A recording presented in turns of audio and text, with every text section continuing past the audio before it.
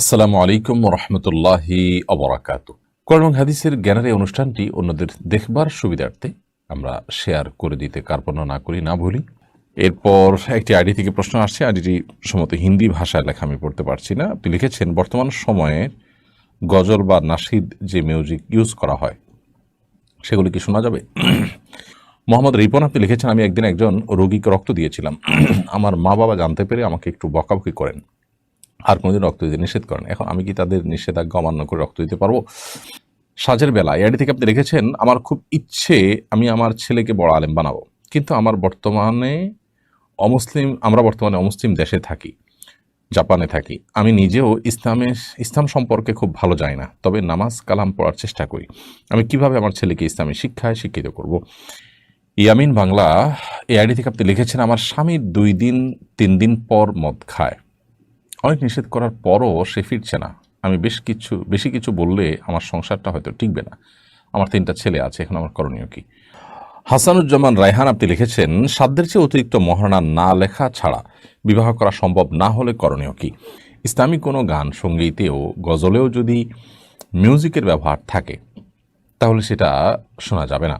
কারণ এই মিউজিক, এটার শোনা, উপভোগ করা, এটার ইউজ, এটা হারাম, পরিষ্কারভাবে ইসলামে। সেটা কোনো আপনার বাদ্যযন্ত্র ব্যবহার করে হোক, কিংবা মুখে বাদ্যযন্ত্রের যে মিউজিক আছে সেরকম কোনো মিউজিক সৃষ্টি করে হোক, যেভাবেই হোক না কেন, মিউজিকের ব্যবহার করে নাশিদ বা গজল বা যেটাই আপনি শোনেন না কেন, এটা মানুষের মধ্যে অস্থিরতা তৈরি করে, এটা মানুষের অন্তরের মধ্যে কপটতা সৃষ্টি করবে না, হাদিসের আলোকে বোঝা যায়।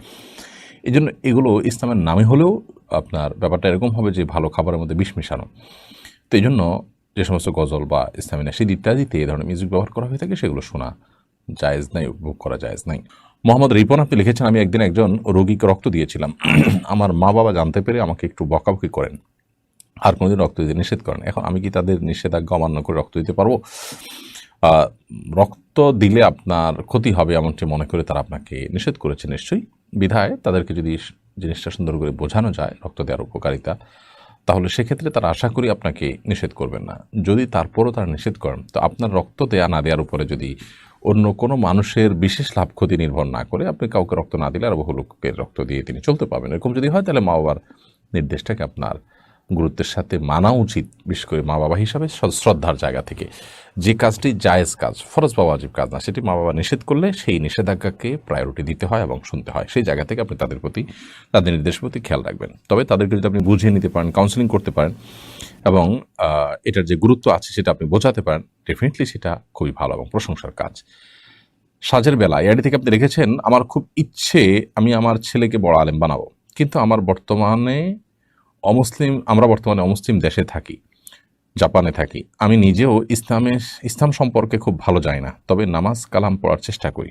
আমি কিভাবে আমার ছেলেকে ইসলামী শিক্ষায় শিক্ষিত করব? দেখুন, জাপানেও টোকিওতে আমি জানি 2-1টা মাদ্রাসা আছে, খুব ছোট্ট পরিসরে খুব স্ট্রাগল করে তারা চলেন। তো আপনি চাইলে সেরকম কোনো প্রতিষ্ঠানে আপনার সন্তানকে ভর্তি করাতে পারেন। আবার সেখানকার যে ওলামা ইকরাম আছেন, আলেমগণ আছেন, তাদের উদ্যোগে বিভিন্ন মসজিদে ছাত্রদের হিফজের উদ্যোগ নেওয়া হয়। যদিও সেই উদ্যোগে পরিপূর্ণ সফলতা অর্জন করা খুবই চ্যালেঞ্জিং একটা ব্যাপার। এটা কোনো সহজ কোনো বিষয় না যে নানান প্রতিকূলতা সত্ত্বেও সেখানে সন্তানকে আপনি আলেম বানাবেন, হাফেজ বানাবেন। তো সেজন্য আপনি সাধ্য অনুযায়ী সেখানে চেষ্টা করবেন এবং পাশাপাশি প্রয়োজনে তাকে একটা নির্দিষ্ট সময় দেশে পাঠিয়ে দিবেন। আসা যাওয়া থাকবে প্রয়োজনে, এবং ভালো কোনো প্রতিষ্ঠানে সে পড়াশোনা করবে। অথবা দেশের বাইরে অন্য কোনো দেশেও হতে পারে, মালয়েশিয়াতে দারুল কোরআন আছে, হিফজখানা, মিডল ইস্টে কোনো কোনো দেশে আছে, আফ্রিকায় কোনো কোনো দেশে আছে, অনেক দেশে আছে ভালো দিনই শিক্ষা প্রতিষ্ঠান আছে, সেখানে আপনি বাচ্চাকে পাঠাবেন একটা পর্যায়ে গিয়ে। এবং স্ট্রাগল করে নিজেরা সময় দিয়ে বাসায় তাকে বিশেষ ব্যবস্থাপনায় পড়াশোনা করিয়ে মানুষ করার চেষ্টাও করতে পারেন, অব্যাহত রাখতে পারেন। ইয়ামিন বাংলা এআইডি থেকে আপনি লিখেছেন, আমার স্বামী 2 দিন 3 দিন পর মদ খায়। অনেক নিষেধ করার পরও সে ফিরছে না। আমি বেশি কিছু বললে আমার সংসারটা হয়তো টিকবে না। আমার 3টা ছেলে আছে, এখন আমার করণীয় কি? বোন, আপনার প্রশ্নের উত্তরে আমরা বলতে চাই, আপনার স্বামীকে যদি মাদক থেকে আপনি নিবারণ করতে না পারেন, তো এর কারণে আপনার তার সাথে সংসার করাটা ইসলাম শরীয়তের দৃষ্টিকোণ থেকে নাজায়েজ বা হারাম কোনো বিষয় হয়ে যাবে না। আহ, এবং এটার জন্য আপনি বিশেষ করে আহ, তাকে বোঝানোর চেষ্টা, নাসিহার চেষ্টা, ভালোবাসা দিয়ে নিবৃত রাখার চেষ্টা আপনি অব্যাহত রাখবেন। সেই সাথে প্রয়োজনে অন্য কোনো মুরব্বীকে দিয়ে বা অন্য কাউকে দিয়ে যার প্রভাব তার উপরে আছে এরকম কোনো ব্যক্তিকে দিয়ে বোঝাতে পারেন। বুঝিয়ে যদি আপনি তাকে নিবৃত করতে পারেন সেটা খুবই প্রশংসনীয়, সেটা সবচাইতে কার্যকর হবে। এরপরও যদি আপনি চেষ্টা করে তাকে নিবৃত করতে না পারেন এবং সে নিবৃত না হয়, উল্টা বরং আপনার উপরে সে চড়াও হওয়ার আশঙ্কা থাকে, আপনাকে ক্ষতিগ্রস্ত করার আশঙ্কা থাকে, ইনশা আল্লাহ বিদিনিল্লাহ এর কারণে আপনি আল্লাহ তাআলার কাছে দায়ী থাকবেন না, আল্লাহ তাআলার কাছে দোষী থাকবেন না, কারণ আপনি আপনার চেষ্টাটা করেছেন এবং তার অপরাধের দায় কিন্তু সে বহন করবে।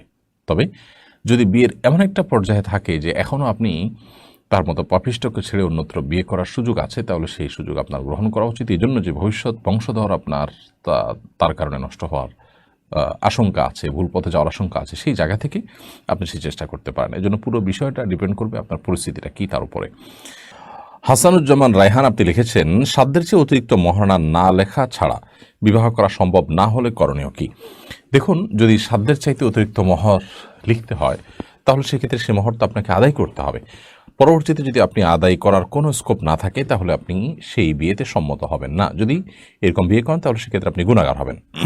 কারণ আপনি জানেন যে টাকা দিতে পারবেন না, সে টাকা আপনি লিখছেন, তার মানে আপনি হক নষ্ট করবেন। আপনি জানেন, জেনে শুনে কার হক নষ্ট করার কোনো সুযোগ কিন্তু নেই। এটা স্ত্রীর অধিকার যখন সেটা চূড়ান্ত হয়ে যাবে। এই জন্য আপনি অবশ্যই সাধ্যের মধ্যে মহারণা লিখবেন। প্রয়োজন অন্যত্র বিয়ে করবেন। সব মেয়ে বা মেয়ের অভিভাবক তো নিশ্চয়ই একরকম নন। বিধায় মহারণা এটা কোনো শুধুমাত্র কথার কথা আপনার বলার মতো কোনো বিষয় বা শুধু লেখার জন্য কোনো বিষয় না, বরং সেটি স্ত্রীর অধিকার, তাকে সেটা আদায় করতে হবে।